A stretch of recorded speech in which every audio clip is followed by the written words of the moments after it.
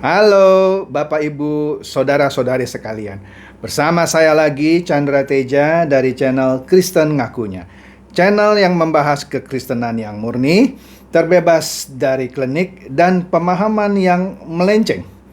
Bagi Anda yang belum subscribe channel saya, silakan subscribe channel saya. Tekan loncengnya agar Anda dapat notifikasi setiap kali saya mengupload video-video saya. Oke, pada kesempatan kali ini saya akan membahas lagi sebuah tema yang tentunya menarik. Karena tema yang satu ini panjang, sepertinya saya akan buat dalam beberapa seri. Kemungkinan besar minimum 10 seri. Setelah itu saya lanjutkan dengan Kristen buah sulung, ya. Pembahasan ini saya ambil dari buku saya yang saya tulis sendiri, yaitu mengenai persepuluhan masih relevankah?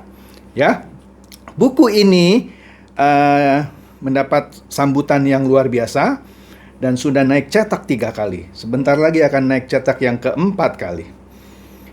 Kata sambutan yang saya dapat untuk buku saya ini dari 2 pendeta besar yang rasanya sebagian dari Anda pasti mengenalnya. Yang pertama yaitu Bapak Pendeta Daniel Alexander bersama istrinya. Yang kedua, Bapak Pendeta almarhum Bigman Sirait. Sambutannya cukup positif dari kedua hamba Tuhan ini. Di dalam buku ini, saya bahas mengenai persepuluhan secara panjang lebar, dimulai dari sejarah persepuluhan itu di zaman sebelum Taurat, kemudian persepuluhan di zaman Taurat, dan persepuluhan di zaman Perjanjian Baru. Buku ini saya tulis dengan sejujur-jujurnya, dengan bahan-bahan dari berbagai sumber, dan juga yang pastinya dari Alkitab itu sendiri. Oke, nanti Anda bisa lihat. Jika Anda tertarik akan buku Persepuluhan Masih Relevankah ini yang cetakan ketiga, Anda bisa cari di toko buku Immanuel di kota-kota Anda. Tetapi jika sudah habis, Anda bisa hubungi Living Water, ya. Anda bisa hubungi nomor teleponnya, dan juga saya taruh di deskripsi video ini di bawah nomor WhatsApp-nya. Oke? Saya mulai saja mengenai persepuluhan itu. Oke? Saya mulai mengenai persepuluhan di zaman sebelum Taurat. Oke? Orang pertama yang tercatat mempraktekkan persepuluhan di zaman sebelum Taurat adalah Abraham. Oke? Nah, pertanyaannya, apa yang mendasari Abraham dalam memberikan persepuluhan? Nah, ini penting sekali. Sebab persepuluhan ini sekarang dipakai oleh tidak sedikit gereja untuk mengumpulkan dana dari para jemaatnya. Pertanyaannya, apakah memberikan uang kepada gereja itu salah? Tidak salah. Anda sebagai orang Kristen wajib memberi, karena uang persembahan Anda itu dipakai untuk menunjang pekerjaan Tuhan di muka bumi ini. Tetapi jika ditanya apakah orang Kristen masih harus memberikan persembahan persepuluhan, nah ini yang menarik. Oke, setelah nanti Anda dengarkan penjelasan saya yang panjang lebar dan mendalam, saya rasa akan ada sebagian dari Anda yang akan terusik oleh penjelasan saya. Karena pemahaman persepuluhan selama ini yang dipraktekkan oleh tidak sedikit gereja sudah jauh melenceng. Ya, nanti saya buktikan. Dan juga sudah saya tuliskan di buku saya itu. Ya, jadi saya tidak heran kalau nanti akan ada yang membuli saya mengenai pemahaman persepuluhan ini, yang mungkin jauh berbeda dengan apa yang dia pelajari selama ini atau dia praktekkan selama ini di gerejanya.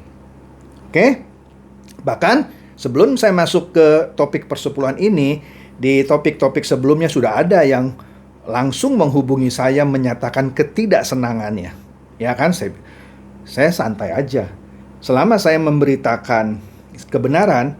Kalau yang merasa terusik bukan urusan saya, ya. Silakan bertobat, ya. Tapi kalau dia tidak mau bertobat, ya bukan urusan saya juga. Oke? Oke, saya mulai saja mengenai persembahan persepuluhan di zaman sebelum Taurat, yaitu Bapak Abraham. Abraham waktu itu hidup sebelum hukum Taurat diturunkan kepada manusia melalui Nabi Musa. Ya. Nah, kita harus tahu kenapa Abraham ini memberikan persepuluhan. Saya terangkan garis besarnya dulu ya, tanpa saya harus masuk ke ayat-ayatnya. Nanti di bagian kedua saya akan bahas lebih mendetil ayat-ayatnya ya, tentang cerita saya bagian pertama ini ya. Ini untuk memberikan Anda pengertian mendasar dahulu mengenai praktek persepuluhan di zaman sebelum Taurat. Oke? Nah, banyak hamba Tuhan yang mengajarkan bahwa persepuluhan itu adalah suatu persembahan yang bahkan sudah diberikan dari zaman sebelum Taurat. Jadi bukan hukum Taurat yang mengikat persepuluhan itu, katanya gitu ya. Karena apa? Sudah dicontohkan oleh Abraham. Ya. Nah, mari kita masuk ya. Tanpa harus kita buka dulu ayatnya mana. Ada ayatnya, nanti saya jelaskan di bagian kedua. Singkat cerita begini. Kisahnya pada waktu itu, Lot ditawan oleh Kedor Laomer, Raja Elam, beserta kawanannya yang menaklukkan Sodom. Ya, maka Lot dan keluarganya ditawan oleh Kedor Laomer, Raja Elam itu. Oke. Nah, ketika Abraham mendengar berita dari bawahannya bahwa Lot itu ditawan, maka ia mengumpulkan semua bawahannya itu untuk berperang melawan Raja Elam ini, Kedor Laomer. Padahal Abraham bukan ahli perang dan bawahannya juga bukan ahli perang. Tapi karena ingin menyelamatkan Lot, maka Abraham beserta para bawahannya itu berperang melawan Raja Elam, Kedor Laomer ini. Singkatnya, Kedor Laomer dikalahkan dan Lot berhasil dibebaskan. Kebiasaan pada zaman itu, siapa yang menang perang, dia boleh mengambil semua harta yang dari musuh yang dikalahkannya. Nah, dalam hal ini Kedor Laomer pertama kali kan menjara kan harta Sodom. Kemudian ketika Abraham dan bawahannya mau menyelamatkan Lot dan berhasil melawan Kedor Laomer ini, maka jarahan yang diambil oleh Kedor Laomer dari Sodom ini dirampas oleh Abraham dan itu sah menjadi milik Abraham. Tetapi dalam perjalanannya pulang di lembah Syahwe, dia bertemu dengan Melkisedek. Melkisedek, seseorang yang tidak diketahui asal usulnya, ya, tapi dia seorang imam katanya. Ya, nah disinilah Abraham memberikan 10% dari rampasannya kepada Melkisedek ini, sang imam. Inilah yang dicatat oleh Alkitab praktek persembahan persepuluhan yang pertama kali. Oke, sisanya yang 90% kemana? Diberikan kepada Raja Sodom. Jadi dengan kata lain, Abraham tidak mengambil 1% pun. Oke, jadi 10% dikembalikan, bukan dikembalikan sih ya, diberikan kepada Melkisedek. Dan 90% dikembalikan ke Raja Sodom. Ya, dia bersuka cita hanya dengan bisa menyelamatkan Lot dan keluarganya. Nah, pertanyaannya, dasarnya dari mana dia memberikan 1/10 dari rampasan perang itu kepada Melkisedek? Tidak ada hukum waktu itu yang mengatur persembahan. Ya, seperti halnya persembahan Kain dan Habel gitu ya, juga tidak ada hukumnya. Nah, jadi ceritanya di zaman Mesopotamia kuno, Memberikan persembahan seperti ini sudah menjadi kebiasaan. Ya, jadi tidak ada hukum yang mengatur. Alkitab pun di zaman sebelum Taurat tidak mengatur mengenai persembahan persepuluhan ini. Nanti kalau kita lihat di zaman Taurat, barulah persepuluhan itu diatur secara rinci, tata caranya, cara menghitungnya.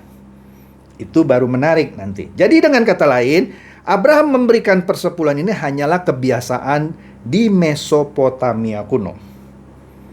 Pertanyaannya, jika Abraham tidak berperang dengan Kedorlaomer ini, apakah ada persembahan persepuluhan dari Abraham kepada Melkisedek? Jawabannya pasti dan tidak usah ragu-ragu. Tidak akan ada. Karena kenapa? Abraham tercatat sebagai orang yang kaya. Tidak pernah Alkitab mencatat Abraham memberikan persepuluhan dari harta kekayaannya. Jadi Abraham hanya memberikan persembahan persepuluhan satu kali kepada raja yang Sodom ini, dan 10%-nya sebelumnya diberikan kepada Imam Melkisedek. Jadi persembahan persepuluhannya yang 10% ke Melkisedek plus 90%-nya dikembalikan semuanya kepada Raja Sodom, itu hanya dilakukan sekali. Atau tepatnya persembahan persepuluhan hanya dilakukan Abraham satu kali seumur hidup.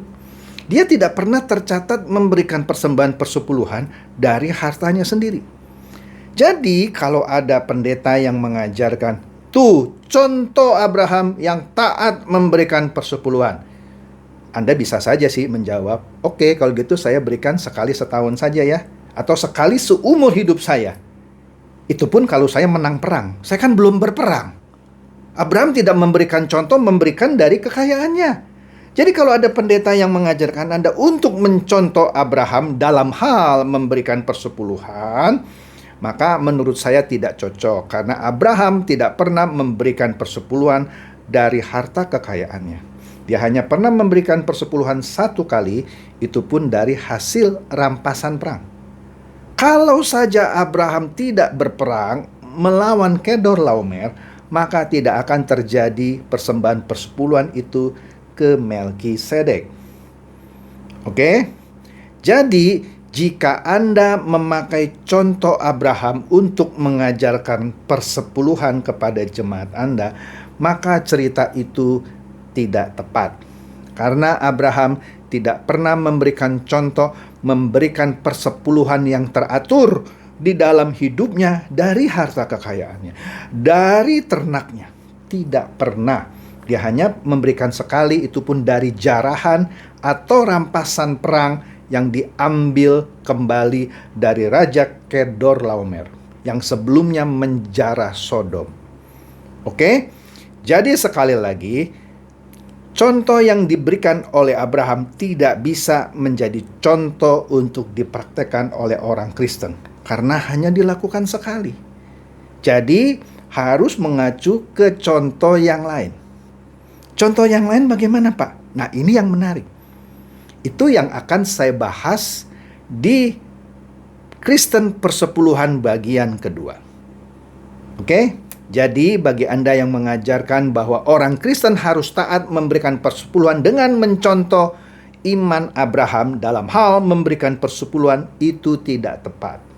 Karena dia hanya memberikan persepuluhan satu kali. Oke? Semoga ini mencerahkan dan mencerdaskan. Silakan share video saya ini kepada teman-teman, sahabat atau kerabat Anda, supaya mereka juga boleh tercerahkan. Shalom.